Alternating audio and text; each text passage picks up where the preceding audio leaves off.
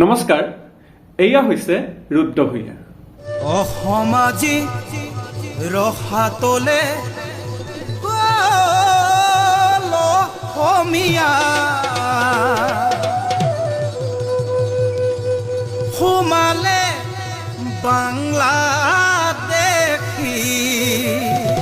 এইবাৰ নিৰ্বাচনত চিচি বৰগাঁৱৰ সুযোগ্য পুত্ৰ ধেমাজি জিলা পৰিষদৰ সদস্য হিচাপে থিয় দিছে আমাৰ মৰমৰ ৰুদ্ৰ ভূঞা। তেজত উঠিছে বীৰ পিৰণি ৰক্ত স্নানৰ মন, জাতিৰ পিঠিত মৰণ সংকট অন্ধ জনগণ, যাৰ বজ্ৰ কণ্ঠৰ আগত অজস্ৰ শত্ৰুৰ মাত হেৰাই হেৰিয়াৰ হৈছে ৰুদ্ৰ ভূঞা।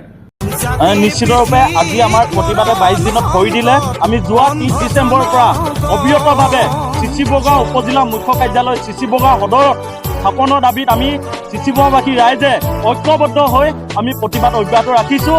আৰু আজি আমাৰ প্ৰতিবাদে 22 দিনত ভৰি দিছে।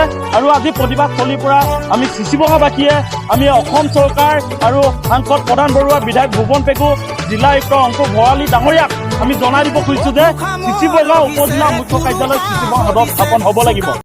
যি নাৰী সবলীকৰণৰ কাৰণে, যি নাৰীৰ অধিকাৰৰ কাৰণে অনবৰতে মাত দি আহিছে, তেওঁ হৈছে ৰুদ্ৰ ভূঞা।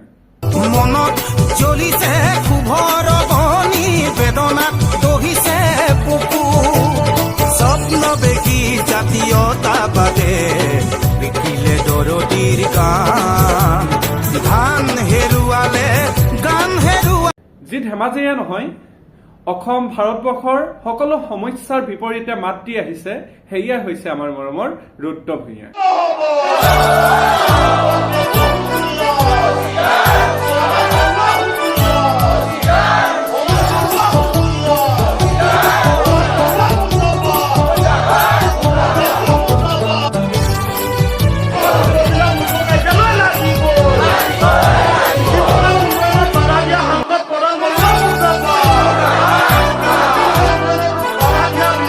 আজি 10-12 বছৰে তেওঁৰ কৰ্ম, তেওঁৰ কাম সকলোবিলাক দেখি আহিছোঁ।